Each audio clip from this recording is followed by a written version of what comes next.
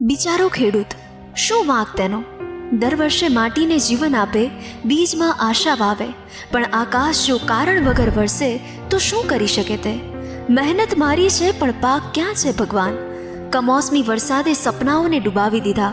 પાક તૂટી ગયો, ઘરમાં ધાન નહીં, બાળકોની આંખોમાં પ્રશ્નો છે. સરકારની કચેરી સુધી પહોંચે તો પણ આશા ક્યાં મળે છે? દરેક ફાઇલમાં વચન છે, સહાય નથી, અને છતાં તે ખેતર છોડતું નથી.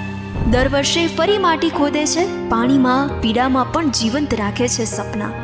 પાણીમાં ભલે પાક ડૂબે પણ આશા એ કદી સુકાતી નથી. કમોસમી વરસાદે પાક ખાઈ ગયો, ધિરાણની નોટો દેવામાં ડૂબી ગઈ. બેંકના દરવાજે આશા રાખે છે, સરકારના મંચ પર ભાષણો છે, પણ ખેતરમાં આંસુઓની નદી વહે છે. ખેડૂત રડે છે પણ એના રડવાનો અવાજ કોઈ સુધી પહોંચતો નથી. વરસાદ જ્યારે વરસે એ ખુશીની નિશાની નથી હવે, એ તો ખેતરની ચીચિયારું છે, પાકની ચીજ વસ્તુઓનું શોક ગીત છે. સરકાર કહે છે સહાય મળશે, પણ ક્યારે એ નથી ખબર. હું રડતો નથી, માટી રડે છે, કારણ કે એણે મારા સપના દફનાવ્યા છે.